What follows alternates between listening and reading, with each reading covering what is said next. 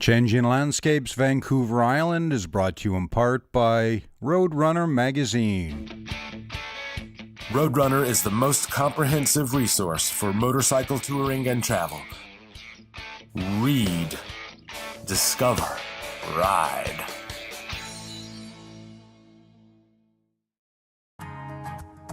This time on Changing Landscapes, we head to Tofino. Famous for its beaches, its surf, and its artists. We'll meet Feather George at the carving shed and take a closer look at some of his work. Then we'll meet some local bikers for the weekly meet before kayaking over to Meares Island to walk amongst some giants. Cedars, that is. Welcome to Tofino.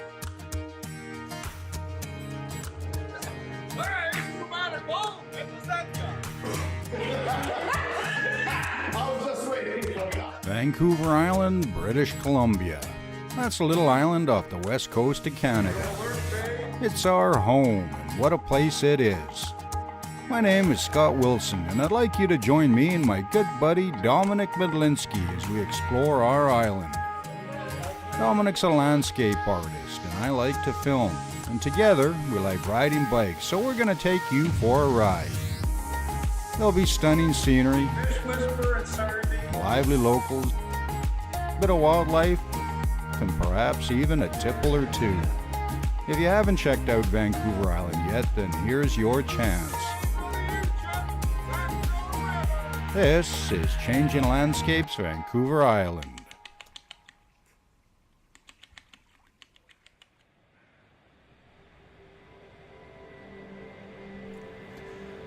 Dominic was getting into the Zen mode. Then again, how could he resist? We rode up the road from Ucluelet to Tofino through some typical West Coast weather. This part of the island is always a gamble weather-wise, but seeing as it was October, the rain was hardly surprising. We settled in at the Wickaninnish Inn, then hit the beach.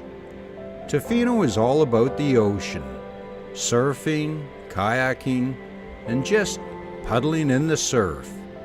It's wild, it's therapeutic, it's quintessential West Coast. With a hint of salt in the air and the sound of rolling water breaking on the beach, Tofino is a big attraction, and we had a couple of days in town and were fortunate to be staying at the beach.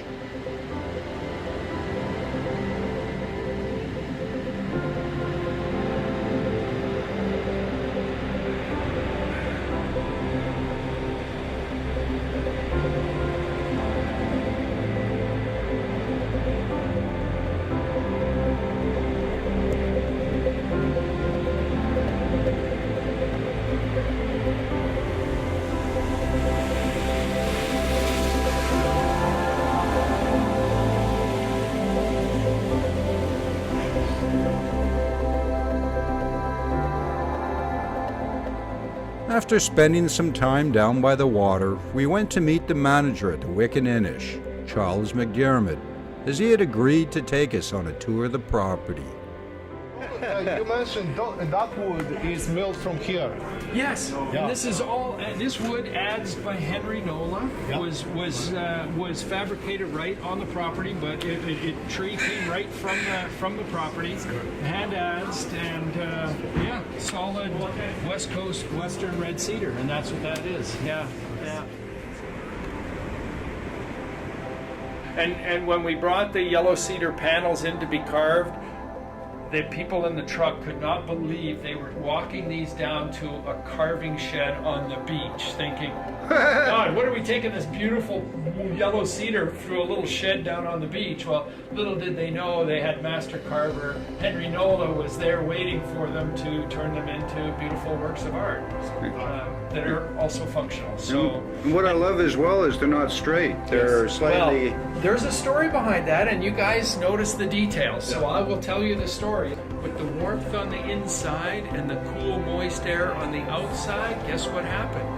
Naturally, the wood curved, and we were all quite concerned about this, including Henry. And we said, well, what should we do about this? Should we take the doors off and try and straighten them? And of course, the ultimate decision was we just let Mother Nature rule, and we worked around Mother Nature. So we cut the floor, we replaced the floor at one point, so we cut the floor to match, we put a header up top to match the doors as well, and we've just let them It stayed that curve for all those years? Stayed just like you see it right now Wow, for that's the quite a story. last 17 years. Jeez. Hey, how you doing? Good, thank you. If you just went straight down that way for 13,500 kilometers, you'd run right into New Zealand, right about there. And 8,500 kilometers due west, where the sun is moving, you would be in Japan. So we're looking out on the largest ocean on the planet with this beautiful old growth temperate forest behind us as well. So we share elements of both the sea and the land, and that's a big part of what the Wicked Initiative is all about. The whole storm watching idea came from our family coming up to Tofino when we weren't living here full time. We have a cabin on the next point past the Wicked Initiative, and we always hoped when we were coming here for Christmas, for New Year's, for Thanksgiving, special events, that we would have a storm because it's so entertaining. And Mother Nature performing outside your window is, well, we think special. And so when we built the inn, and our vision for the inn was always that I think there's some other people out there who would enjoy that natural experience, getting to see and experience a storm up close, right outside your window. So that was the vision for the inn from the very beginning, and that's what it is today. Certainly a change from previous experience on this beach, because when I started coming here first time to paint, I was camping in trees up there. Occasionally in my tent, and me a little MSR stove to cook my noodles. Now this, so yeah, it's interesting how life changes. But I love my tent. With our tour over, I returned to the beach. It's hard to ignore the call of the ocean, and I found many others there too, taking in the last of the day as the surf continued its relentless activity.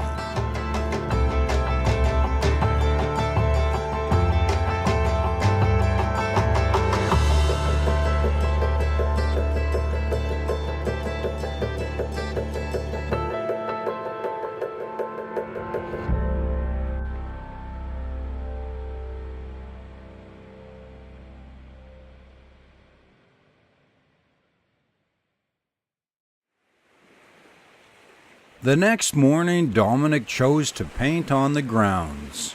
I mean, it doesn't get much more West Coast than Tofino. This is Zenga, and we are on the shore of West Coast near Tofino. The reason I picked this location, we are exposed right to the Pacific Ocean. I'm sitting right on the edge of big rocks, and right behind me there's a big surf coming all the way from the big water. On front of me are beautiful rocks with Sitka spruce overlapping another layer of Sitka spruce in a horizon, and then islands. I love that progression of the aerial perspective. Everything recedes and becomes lighter and grayer and bluer, where everything on front becomes darker and warmer. It's not a static environment, it's also always dynamic because of the constant change of light and also crashing waves. It's a very uplifting place to paint.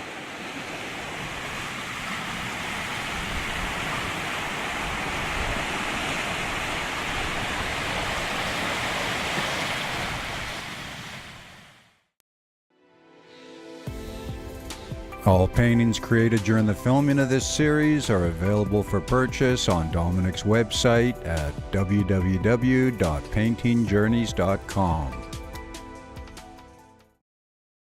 Take a landscape artist from Canada, Dominic Medlinski. Then take his buddy, Scott Wilson, a travel writer who never shuts up. Put them on motorcycles, send them to Bolivia, and what do you get? Well, you get one heck of an adventure.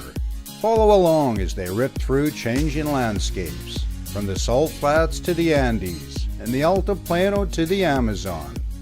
This is Changing Landscapes Bolivia. With another beautiful painting in the pochade box, it was time to meet Feather George. It's a cranky piece of wood. What are you using?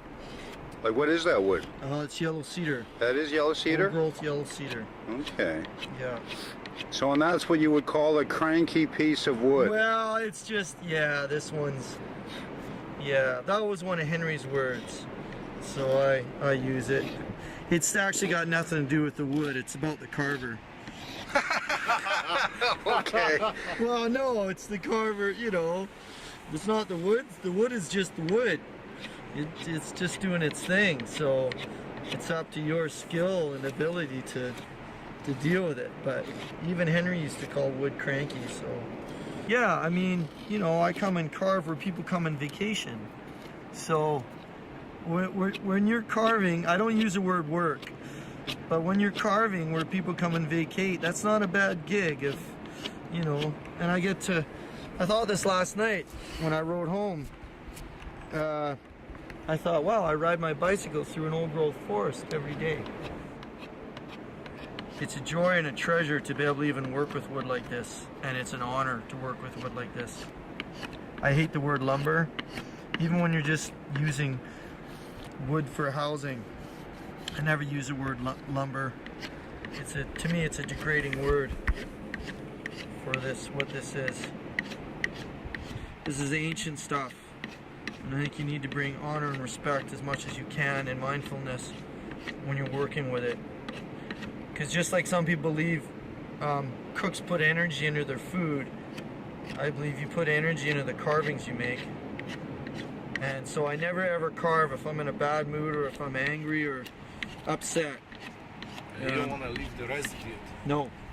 No. Well, I mean, but I mean, I think it'd be kind of neat to have one carving set aside for your angry days and see how it turned out, eh? You know? I mean, it could be something real cool. Well, from my experience in the past, they never worked out. It's always a beautiful thing watching an artist immersed in their work, and watching Feather George was no different. To witness the yellow cedar being sliced away and a new feather develop its form was mesmerizing. Bit by bit, spiral by spiral, the block of wood took shape. But he didn't just do feathers, as a look inside the carving shed revealed other finished work.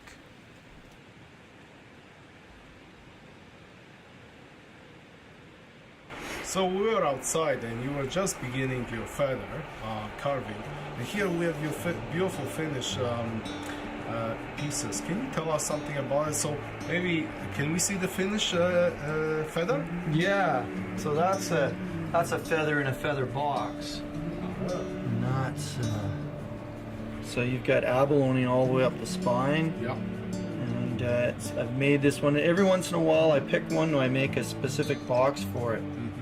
And this one got its own little box, and then you can take out the soapstone base and it sits in its base, or you can have the feather just on its own, like those ones on top. And you make the box also, right? Oh yeah, yeah. Everything is done by hand, all hand carved. The bottom, the top. I do what I do. I love what I do, and you know, it keeps me out of trouble and pays my bills. That's the most important thing. Yeah. Out of trouble. Yeah. Wow, I mean, I can see so much joy and love and truthfulness in your work. It really comes through. Yeah. Here, obviously, the tops of those boxes are different types of wood. Yeah. Can you tell us what type of wood it is? Yeah, this is maple. Oh yeah. From the east side of the island. And this is California redwood. Oh really? Yeah, with yellow cedar bottom. Uh-huh. And inside there's maple, little pendant. And that's abalone inlay with not carnelian, that's a garnet inlay. And this wood is from Salt Spring Island, actually. This is maple, just below Mount Maxwell on a friend of mine's property. And we've got some walnuts here, and they all have yellow cedar bases. So folks, in each episode we meet another creative and very talented person. And in this episode on Tofino, we're so privileged to meet you and see your beautiful art. And I encourage everybody, all the visitors who come, to come and visit your carving shack, Carving shed. carving shed, and meet you and see your amazing skill, how you use your hands, and how much tribute you pay to the old growth wood that you work with. So thank you very much. We appreciate the time you took with us. As the day wound down, we stumbled across the Tuesday ride. West Coast style. West Coast style. I just want to know who's riding the prescription bike. No. A bunch of bikers rendezvous each Tuesday at Tony's Pizza before going for a West Coast blast. We went along for the ride.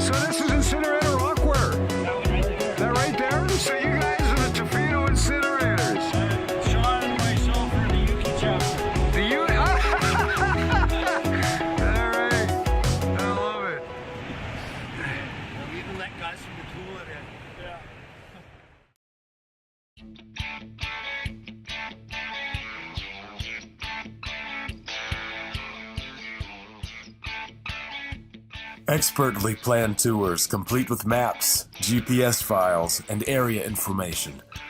Roadrunner is the most comprehensive resource for motorcycle touring and travel.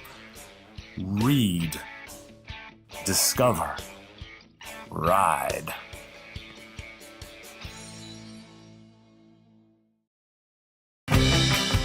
If you're enjoying the show and would like to contribute to future free programming, why not become a patron at patreon.com/Nomadic Bull.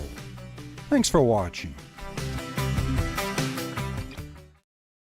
So here's the Nomadic Bull. And the Zen guy. All right, and we are here today at Tofino Sea Kayaking. And we're gonna go paddling. We're going paddling. Where are we going? We are gonna, well, we're right here on the tip of the Tofino Peninsula, Esowista Peninsula, right in downtown Corn. We're gonna be heading through the islands over to Meares Island. So what's the attraction of Meares Island? Well, only the fact that we're gonna see some 1,500-year-old western red cedars today and hike through some absolutely spectacular old growth rainforest. 1,500? I didn't realize they grew that old. Well, the western red cedars live up to 2,000 years, and this is one of the finest examples of an old growth rainforest, never been touched by industrial hands of man. It's beautiful, beautiful forest. We got sunshine tomorrow, right? Oh, maybe a liquid sunshine, but a little bit. Okay, one of the things with Tofino, the whole west coast of Vancouver Island, is the unpredictability of weather. As you can see by Dominic's jacket, he came prepared. Well, I'm always prepared. Yeah. Well, I don't know about this guy, but you know. Well, yeah. So tell us something I'm really curious about, and probably people too. Those are really big passages and channels. Yeah. Obviously, when the tide is running, it's probably pretty strong. Yeah, so we schedule all our tours to work with the tides and the currents in the area. So like for instance on our Meares Island, we try and work it so we time it as we start the tour, the tide's rising, we get a bit of a pull with the current through the harbor, and then we hike on the big tree trail through the boardwalk, and on the way home, usually we get a bit of a pull with the tides home. It's perfect. Yes, the skies were murky, but it was pretty sweet nonetheless. Nothing like a kayak to embrace the water. It was a leisurely crossing, and I could see how a kayaker could spend days exploring the waters around Tofino. It's so accessible, and no matter which direction one decides to go, you're more or less guaranteed a great time close to nature.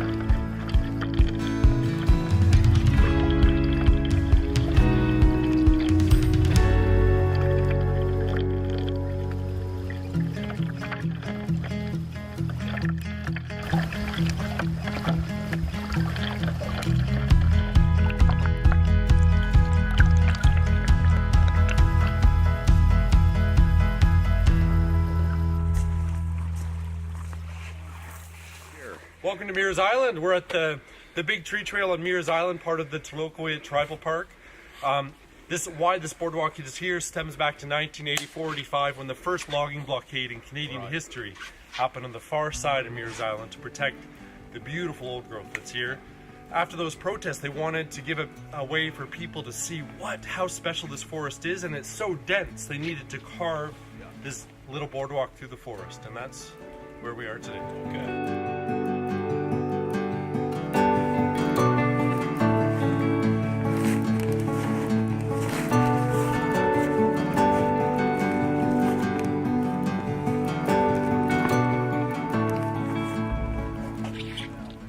It's a good reminder that we are in a wilderness right now, like right outside of Tofino.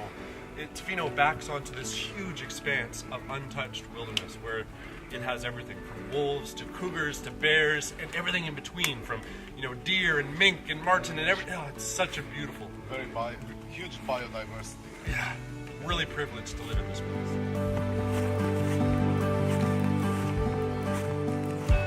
Welcome to Hilthuis. Hilthuis is the name of the mountain that we're on, the traditional name. The island is sort of called Wanajus in Hilthuis. Hilthuis is this mountain that's behind us now. Wanajus is the mountain on the other side of Meares Island. So, this is from which First Nation? This is part of that. We are in Tla-Okoyet traditional territory right now. Okay. We're very privileged to be here. So they've designated this whole island as a tribal park, meaning they're trying to respect it and preserve it, and they're starting to put a lot of effort and development into really refining and making this place a beautiful spot to visit. Like they're being very progressive and trying to make a sustainable economy out of their territory.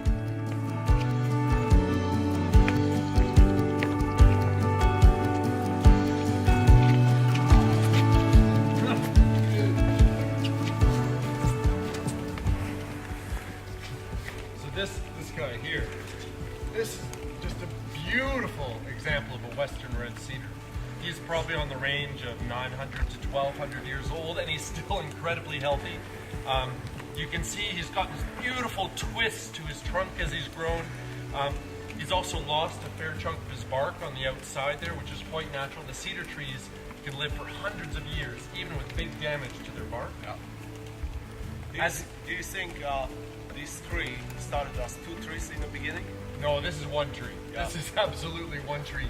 But as they damage, they take on a really distorted shape as they age, and they weather damage and fire and windstorms and everything in between. You can see now he's become host to other creatures as well. Yeah. So growing on him, we have huckleberry bushes and salal bushes, even entire other trees, as well as moss and lichens. And of course, depending on elevation, there's also pretty unique stuff growing up there in the hanging gardens. Totally. Yeah. The canopies are incredibly diverse. There's species, when they do surveys of our canopies in these old growth forests, they keep finding new species of insects and plants and lichens. It's really incredible spot. What makes these forests so special is that it's not just the big ones, it's that there's trees of every age class. There's the huge 1,000-year-old western red cedars, then there's the middle-aged 500-year-old trees, and then surrounded in the forest there's all these baby saplings ready to sprout out of the ground, and it makes the forest really resilient to change. We have almost no Douglas fir trees on the west coast of Vancouver Island. Right. It's too wet for them. Right. So there's almost no Douglas firs. Instead, our forests are typically western red cedars, yellow cedar, western hemlock, Sitka spruce, and a few others.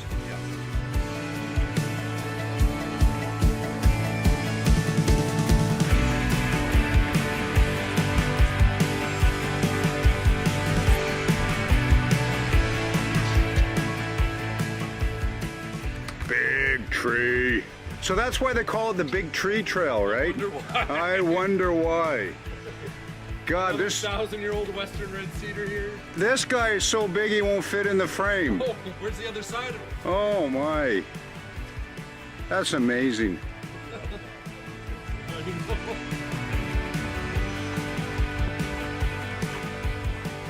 This is a really special tree. This is what's called a culturally modified tree. You know, something that I find really special to remember is that, like, we're visiting colloquially a traditional territory today, and the First Nations, members of the New Channel, have been living in these ecosystems for thousands of years and harvesting from them. And the cedar tree was incredibly important. So this tree here shows that someone harvested resources from this tree hundreds and hundreds of years ago. Someone came along and first they took the cedar bark and it peeled off in a big long strip heading up the tree. And then you see this carving out of the middle of the tree. Someone came with an adze, like an axe, and made an incision at the top and an incision at the bottom, and likely took planks or something from this tree and left it standing. And hundreds of years later, this tree is still alive. Yeah, it's amazing. That's a prime example of a CMT. So thank you for showing us. Yeah, of course. We'd only managed a couple of days in Tofino, but they'd been great ones. We'd seen both sides of the weather, which is fitting as it's the weather and geography that have so finely honed Tofino.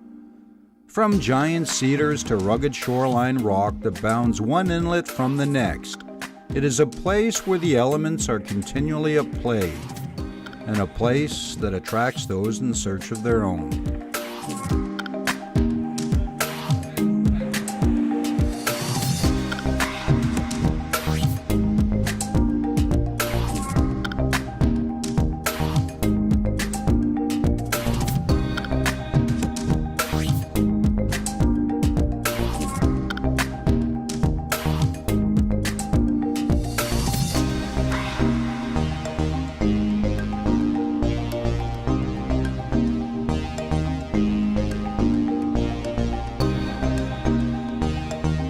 George, thank you very much. It's been a pleasure. You're welcome. Yeah, cheers. The currency for captains of the days, you can imagine, were maps. So they actually exchanged maps. Thank you very much. Thank you. Appreciate it. All right, cheers. Thanks so much.